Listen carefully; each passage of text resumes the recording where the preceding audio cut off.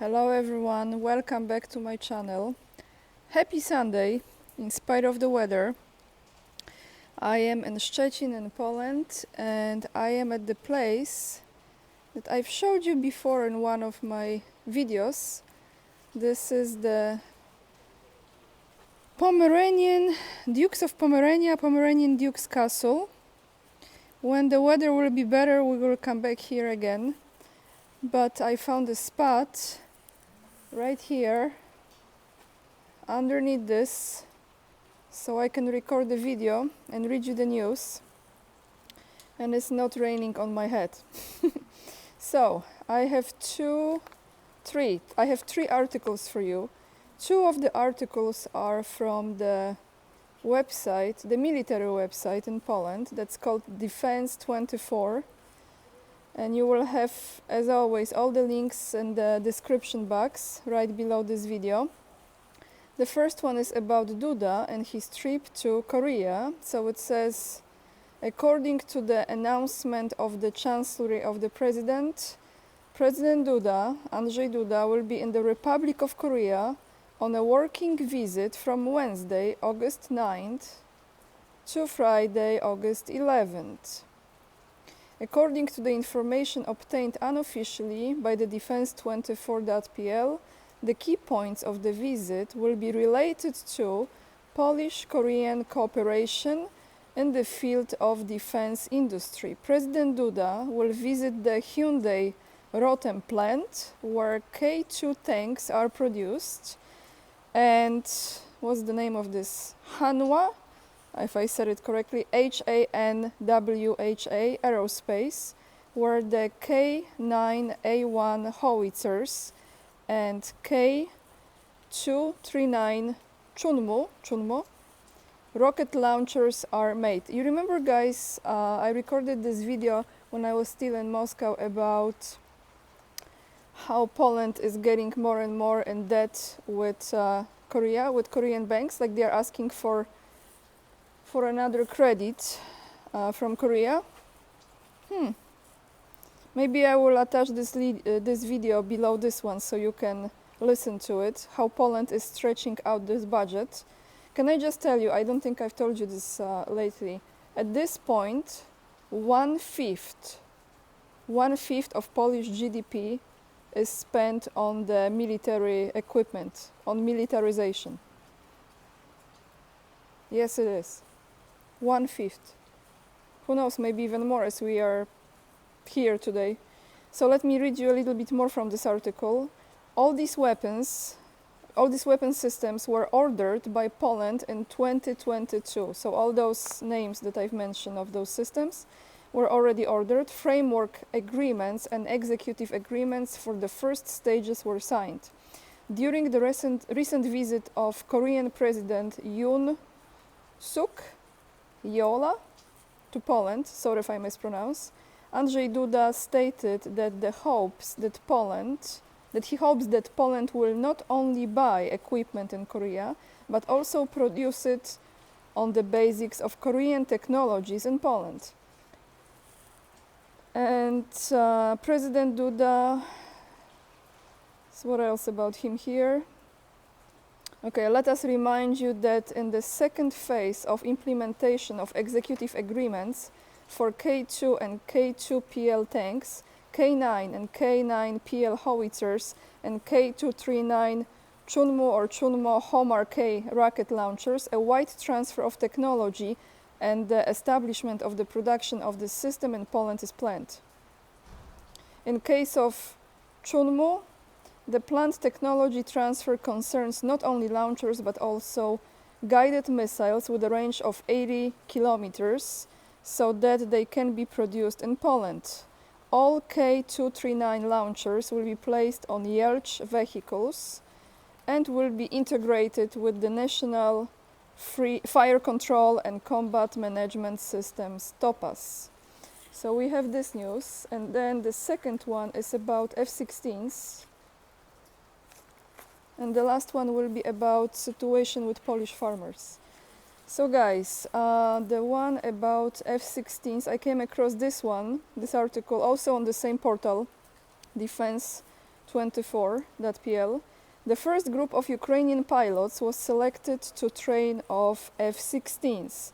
8 Ukrainian pilots who have an excellent command of English will begin training when his exact plan is drawn up by European allies and approved by Washington. The exact time is not known yet, the portal said on Friday.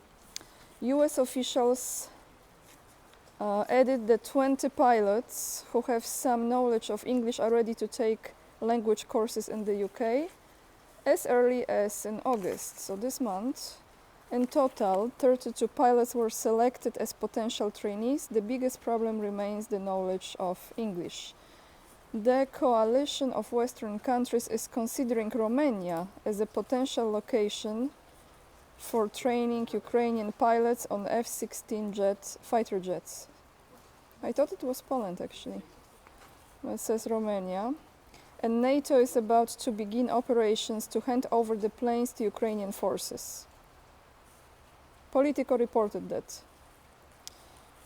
So we have this situation. And the last one, guys. Sorry, not much movement today because it's really heavy rain, and to hold the umbrella, the phone and the notes. No posible, mi amigos. Okay, Polish farmers are devastated. This actually comes from portal money.pl. You can read it again in the description box, you find the link.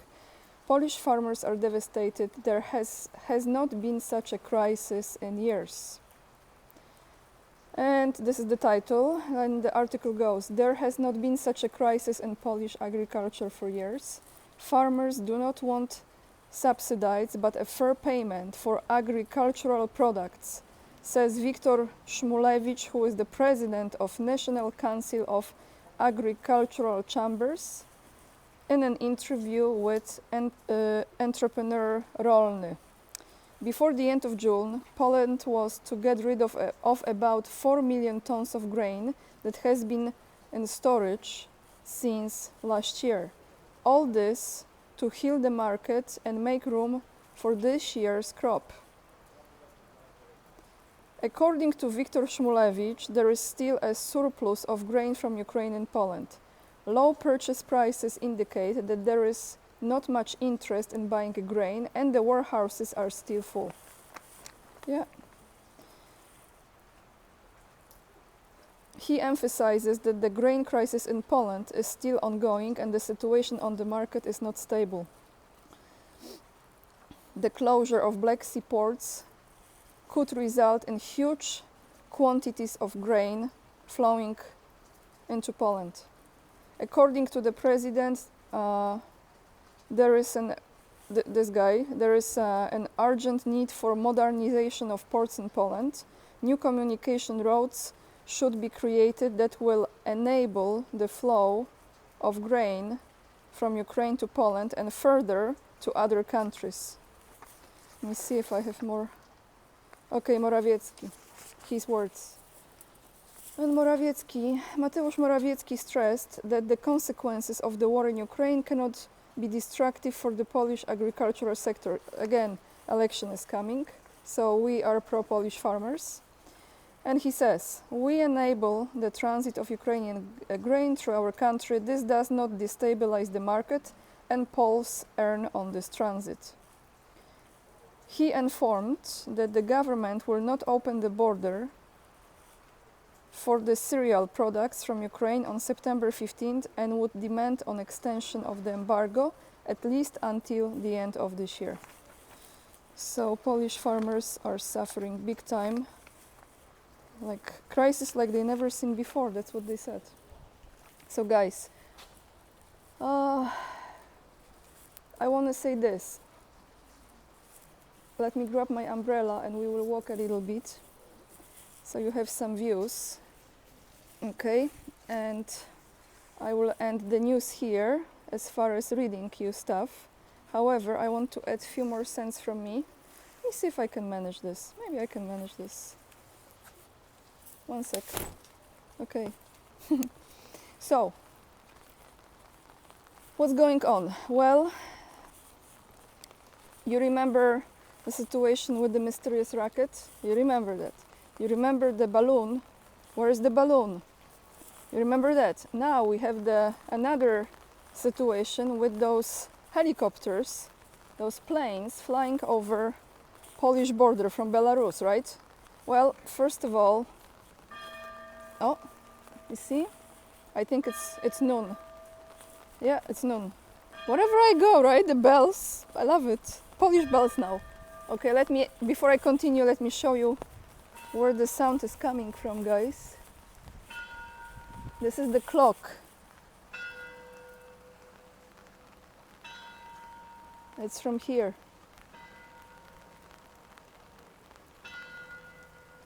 Amazing, huh?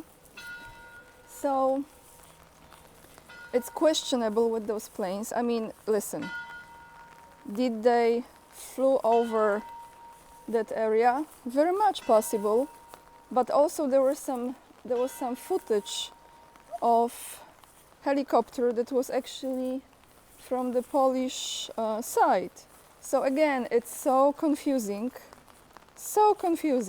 But what's going on right now in response to that, what took place, if it took place, is that they are saying, all those experts, majority of them, so-called experts, that those planes should be shot. Like they should shoot those planes, which means we will have a conflict, like legit conflict. Let me just show you the view. It's beautiful, huh? Such a lovely castle. I love this place. When it's warm and sunny, it's really beautiful here. And that was beautiful too. So guys, you know, this narrative now with we should shoot this, we should shoot that, we should shoot illegal immigrants. All of this is just getting to the point when you're like, what are you, like barbarians now? What is this nation becoming? And I tell you what, people don't want war. They don't. I think what's gonna happen is they're gonna really drag this until the election. And I think after the elections, again, if they happen in November, unfortunately, my sense is it's not gonna end. They will even escalate more on this topic of threat coming from either Wagner Group or Russia. And I have to tell you guys, there is an article on the same portal. You might just read it. I don't want to read this to you. Let's go this way. I don't want to read this to you because it was too long. It was the analysts of how big threat the Wagnerites are. So just read it yourself. This is what kind of scenario they are projecting, and a lot of people are buying that stuff. But we don't buy this stuff. And I will end this video here, guys. I hope you are having a wonderful Sunday, wherever you are. Make sure to join me on Locals, because platform is safe and you always find videos there.